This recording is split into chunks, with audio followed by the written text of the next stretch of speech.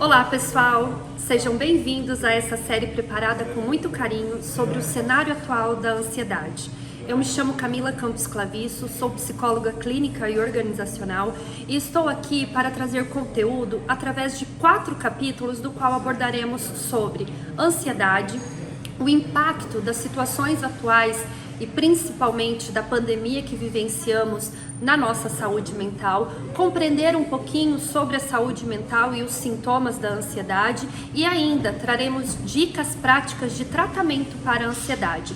Fique conosco porque esse vídeo ele pode servir para as pessoas especiais ao seu redor e você pode ajudar nesse movimento de cuidar da saúde mental. Hoje iremos falar sobre ansiedade. Afinal, o que é a ansiedade e por que nós temos percebido que aumentou grandiosamente os números de manifestação de casos que estão trazendo o transtorno de ansiedade? É muito importante que a gente entenda que a ansiedade é um fenômeno natural do funcionamento do ser humano. É uma reação, é uma informação de perigo iminente que está acontecendo. E algo é importante entendermos: por que aumentou os números de ansiedade após a pandemia? O que tem acontecido de sequelas na nossa saúde mental? Então, para clarificar, eu trouxe aqui um desenho para que a gente possa compreender um pouquinho sobre a nossa atuação do sistema nervoso central e quais são os impactos que nós estamos tendo dentro da nossa saúde mental. Então vamos compreender. Pessoal, esse aqui é um desenho representacional do nosso cérebro, tá? Diante de uma situação de ameaça ou de perigo, todo o funcionamento de todos nós acontece como? Aqui está a região frontal do nosso cérebro, né? Então, quando tem um perigo iminente, por exemplo, eu estou com receio ou com medo de ser assaltado, tem um leão ali fora, teve um acidente de carro e eu preciso verificar o que aconteceu. Tem um perigo iminente, teve uma situação que desencadeou o medo.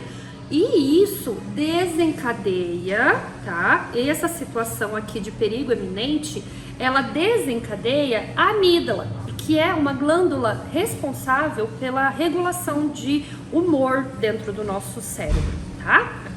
Aqui dentro. E a amígdala, diante dessa situação, ela ativa um circuito aumentando o cortisol e a adrenalina.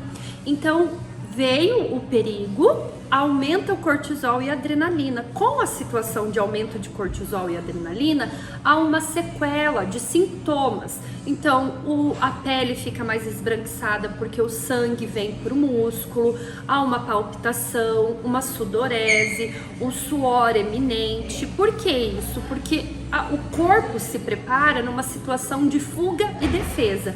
Então, quando isso acontece, é uma reação de um perigo iminente que ele precisa entender quando, como e de que jeito vai fugir. Nós somos programados para se defender, nós somos programados para reação, né? Então, para se defender. Diante disso, acontece esse processo que liberou a amígdala, então teve a liberação de cortisol e de adrenalina, e há uma informação que vem aqui para a região do nosso lado racional.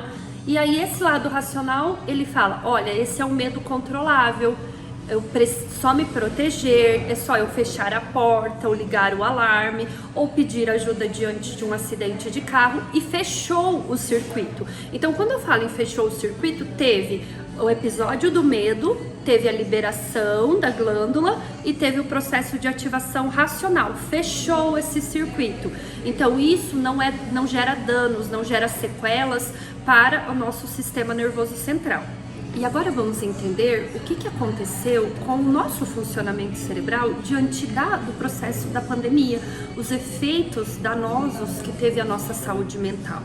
É importante compreendermos, pessoal, que saúde mental não é algo palpável, não é algo que nos ensinam como desenvolver. Saúde mental nada mais é do que o uso das nossas capacidades diante das situações de estresse. Então é muito importante nesse processo de desenvolvimento da nossa saúde mental praticar o autoconhecimento, entender quem somos e como reagimos diante da situação. mas veio algo desconhecido, incerto e que não tínhamos controle, tampouco as estratégias necessárias. E o que a pandemia gerou no processo de funcionamento cerebral? Quando teve o medo, o perigo eminente, não é um medo que se controla, não é um medo que se sabe como, quando, onde, e aí diante disso, o circuito que eu tenho explicado para vocês, ele não fechou, ficou em alerta.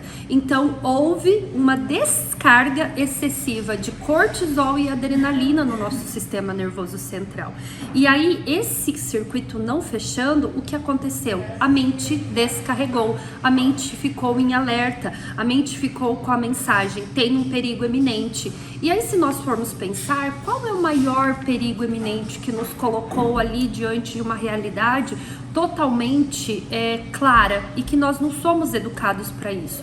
A pandemia nos fez olhar diretamente para o processo e para o maior medo da humanidade, que é o medo do morrer, é o medo do perder pessoas especiais e nós entrarmos em contato com a nossa finitude. Então, quando nós não damos espaço para isso, isso aflora.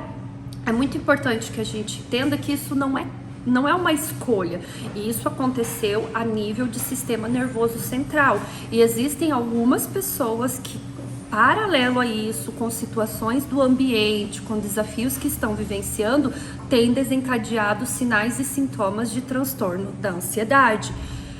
É muito importante a gente entender, pessoal, que por mais que eu esteja falando aqui em termos técnicos, o que você que está aí me assistindo pode nos ajudar e servir como multiplicador nesse processo de cuidar da saúde mental.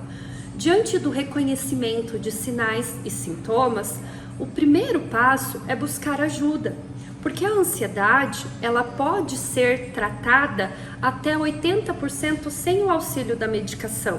Quanto mais cedo iniciarmos o processo de análise, diagnóstico, de tratamento, menos a gente precisa intervir de outras formas. É lógico que o tratamento, quando necessário, de forma medicamentosa, ele é complemento e totalmente parceiro. E ele deve acontecer em paralelo, então todas as áreas trabalhando junto. O homem e a saúde mental é a soma de todas as partes, e é bem importante que você olhe para os seus especiais, olhe para as pessoas que estão aí. A gente tem tido sinais berrando de queda de produtividade, de fadiga, de cansaço, de sensação de memória prejudicada, de sensação de indisposição, de desânimo, que muitas vezes a gente não a reconhece como o processo da ansiedade, e sim como uma sequela do fator de autoestresse. E por que acontece isso, pessoal? Eu trouxe mais uma vez um desenho para explicar. Por que será que aumentou tanto o estresse? Porque o circuito ficou ligado, não fechou. O medo que foi despertado, ele não veio para o lado racional, né? Então, houve o medo, tô aqui tentando explicar com os meus desenhos, não sei se ajudo ou se confundo, mas houve o medo, pandemia nos colocou em medo de morrer, medo da escassez e o medo de não ter contato social. Os três maiores medos do humano: medo da morte, medo da solidão e medo da escassez. Então ativou, aumentou o cortisol, aumentou a adrenalina, gerou sintoma de estresse, liberando a situação de vamos fugir, mas não tinham para onde fugir. Nem os governantes, ninguém sabia o que fazer, como fazer. Então essa rodinha é como se o hamster tivesse ficado ligado no nosso cérebro, ficou em alerta. Não veio para esse lado racional, fechando isso. Todo esse impacto de autoestresse gera um processo de uma queda de desempenho. Então, de acordo com Eric Dorfman, que é um estudioso sobre o estresse proporcional ao desempenho, para que nós tenhamos um desempenho, uma tarefa no trabalho, em casa, principalmente em habilidades que requer a questão cognitiva, nós vamos ter estresse. Eu gosto bastante de explicar isso no contexto organizacional. Por quê? Porque nós teremos estresse diante das nossas atividades e a gente não quer, a gente quer mantê-la de uma forma muito tranquila. É impossível, pessoal. Então, junto com as atividades que aconteceu, o medo eminente, tudo que estava acontecendo, aumentou o nosso estresse e o sistema nervoso central estava na rodinha. Ok? Até aqui, né? Chegou aqui num processo de, olha, tem acabado a pandemia, estamos já podendo nos retirar em alguns estabelecimentos do uso de máscara, não temos necessidade constante do isolamento, não temos necessidade constante de uma forma como era da questão da cautela e do cuidado com as questões de higiene. E aí o que aconteceu? Existe uma premissa que o soldado só adoece quando ele volta da guerra. É como se mandasse uma informação que acabou o perigo, ó, estamos vivos.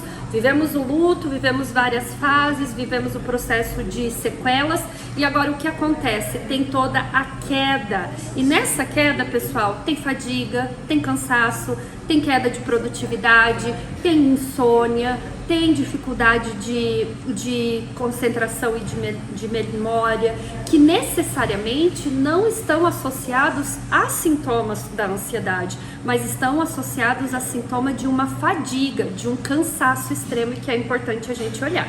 Pessoal, em resumo, ansiedade é uma característica, é uma reação normal, tá?